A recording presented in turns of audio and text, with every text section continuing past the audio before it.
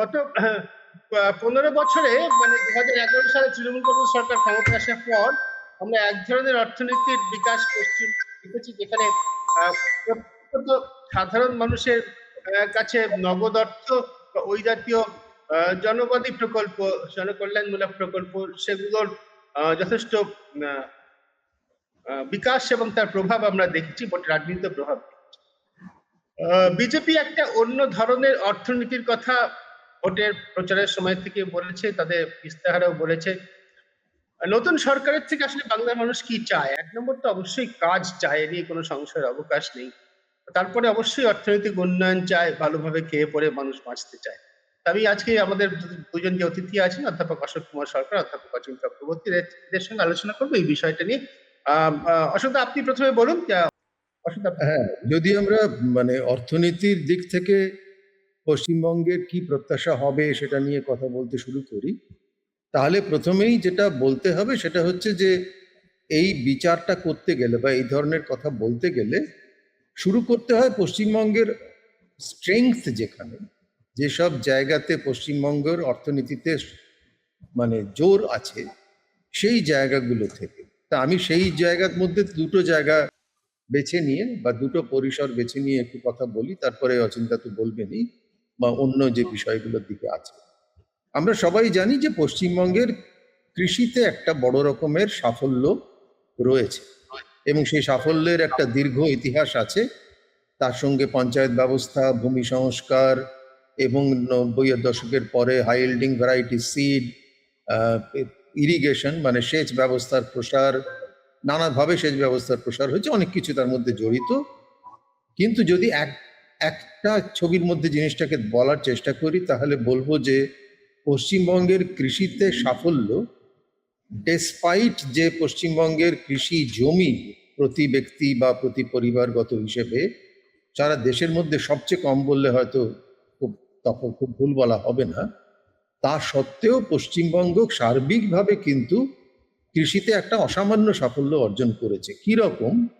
যেমন ধরুন, যদি আমরা বলি এই সাফল্যের মূল জায়গাটা কিন্তু উৎপাদনে সাফল্য, অর্থাৎ যদি বলি চাল, যদি বলি পাট, যদি বলি চা, যদি বলি আলু, যদি বলি সবজি এবং মাছ, সবজি বলতে প্রায় সব রকমের সবজি এবং মাছ, এই 6টা বিষয়, চাল, আলু, পাট, চা, সবজি, মাছ এবং আরো 2-একটা বিষয় আমি আর লম্বা বাড়াচ্ছি না, এই বিষয়গুলোতে উৎপাদনের নিরিখে পশ্চিমবঙ্গ দেশের মধ্যে কোনোটায় প্রথম, কোনোটায় দ্বিতীয়।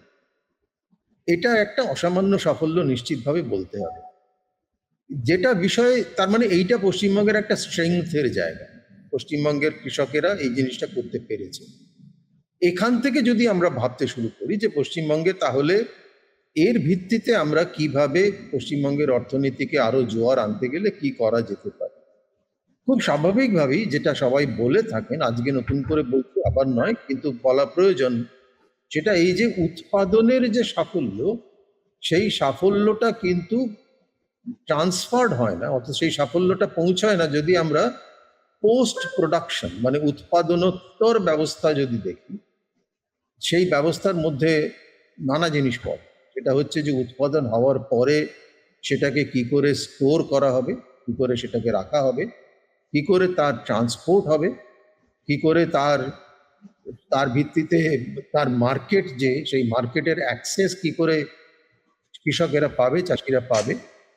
এগুলো বলা এই জন্য দরকার যে আমরা সবাই জানি যে বিভিন্ন ফসলের ক্ষেত্রে স্টোরেজের ব্যবস্থাটা বিভিন্ন রকমের। অর্থাৎ যদি বলি আলু, তার এক ধরনের স্টোরেজ ব্যবস্থা, যদি বলি চাল, তার এক ধরনের স্টোরেজ ব্যবস্থা, যদি বলি সবজি, তার স্টোরেজ ব্যবস্থাটা বেশ কঠিন, যদি বলি দুধ, তাহলে তার ব্যবস্থাটাও বেশ কঠিন, মাছের ক্ষেত্রেও কঠিন। অর্থাৎ যেসব ফসল পেরিশেবল সেইগুলো স্টোরেজ ব্যবস্থাটা একটুখানি জটিল এবং একটা যেটাকে বলা হয় ইন্টিগ্রেটেড কোল্ড চেইন, সেই ধরনের জিনিসের প্রয়োজন হয়। একই রকম সমস্যা আসে যেখানে যদি আমরা দেখি যে ট্রান্সপোর্ট ব্যবস্থাটা যদি আমরা দেখি, সেখানেও দেখবো এগুলো কিন্তু একটু জটিল। চাল যেমন আপনার বস্তা করে ট্রাকে ভরে নিয়ে চলে যাওয়া যায়, আলুও প্রায় তাই, কিন্তু সব জিনিস সেভাবে করা যায় না।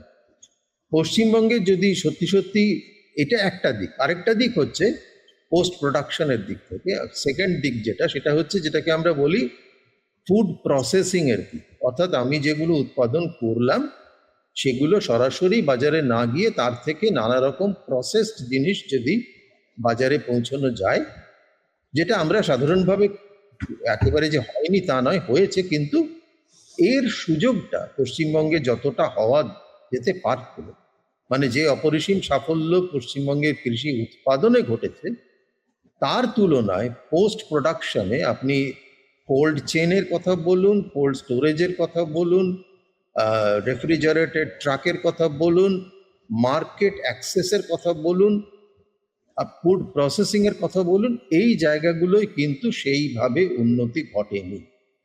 আমি একটা উদাহরণ দিচ্ছি, একটা উদাহরণ, মানে এরকম উদাহরণ তো অসংখ্য দেওয়া যায়, একটা উদাহরণ দিচ্ছি। এই সরকার, যে সরকারটা চলে গেল 15 বছর বাদে, সেই সরকার কৃষকরা যাতে সরাসরি বাজারে এসে তাদের জিনিস বিক্রি করতে পারেন, তাদের ফসল বিক্রি করতে পারেন, তার জন্য 186টা কিষাণ মার্কেট, কৃষক বাজার বা সহজ কথায় বললে কিষাণ মার্কেট তৈরি করছে। 186। পশ্চিমবঙ্গে 360 মতো ব্লক আছে, তার মধ্যে 186টা জায়গাতে এবং কিছু টাউনে এই জিনিসটা তৈরি হয়েছিল। যদি এগুলোর পারফরমেন্স দেখেন, যে 186টা ফার্মার্স মার্কেট বা কিষাণ মার্কেট কিভাবে চলছে, তাহলে দেখবেন এর পারফরমেন্স একেবারে শূন্যের কোঠায়। মানে কিছু সবজি ছাড়া অন্য কোনো ব্যাপারে কিষাণ মার্কেটের কোনো সাফল্য নেই। তার জন্য তার পর্যাপ্ত পরিকাঠামোর অভাব আছে, তার পর্যাপ্ত ট্রান্সপোর্ট লজিস্টিক্সের অভাব আছে, সেখানে পৌঁছানো জিনিসপত্র নিয়ে আসা যাওয়ার অভাব আছে, সেখানে ছোট চাষিরা কতটা জায়গা পাচ্ছে তার প্রসঙ্গ আছে, অনেকগুলি প্রসঙ্গ আছে। কিন্তু মার্কেট অ্যাক্সেস যেখানে একটা বড় বিষয়, মার্কেট অ্যাক্সেস বলতে আমরা দুটো জিনিস বুঝি, একটা হচ্ছে ফসলটা বাজারে নিয়ে যাওয়া এবং যথাযথ দাম পাওয়া। এই দুটো মাথায় রেখেই কিন্তু কৃষক বাজার তৈরি হয়েছিল, তার অবস্থা অত্যন্ত করুণ।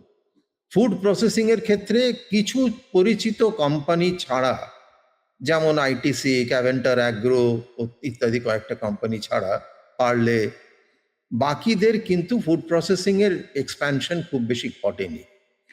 তেমনি ভাবে এই যে স্টোরেজের ব্যবস্থা এবং ট্রান্সপোর্টের ব্যবস্থা, এখানেও কিন্তু বিশেষ কিছু ঘটেনি। কেন এই জায়গাটা বলছি, অর্থাৎ সেটা এই যে এই বিষয়গুলো, এই জায়গাগুলো, অর্থাৎ storage, transport, food processing, market access, এই সব জায়গাতেই কিন্তু খুব ভালো রকমের উৎপাদনের ব্যবস্থার প্রয়োজন মানে তৈরি করা যায় এবং তার সঙ্গে সঙ্গে কর্মসংস্থানও করা যায়। এই জায়গাগুলো, এই পরিসরগুলো পুঁজি নিবিড় নয়, এই জায়গাগুলো শ্রম নিবিড়, অর্থাৎ লেবার ইন্টেন্সিভ, ক্যাপিটাল ইন্টেন্সিভ নয়। কিন্তু এটা করতে গেলে এক ধরনের দক্ষতা লাগে এবং সেই দক্ষতাগুলো আনতে গেলে এক ধরনের ম্যানেজমেন্ট স্কিল লাগে, এক ধরনের এন্টারপ্রেনিয়রশিপ লাগে, যেগুলো পশ্চিমবঙ্গের বড্ড বেশি অভাব আছে।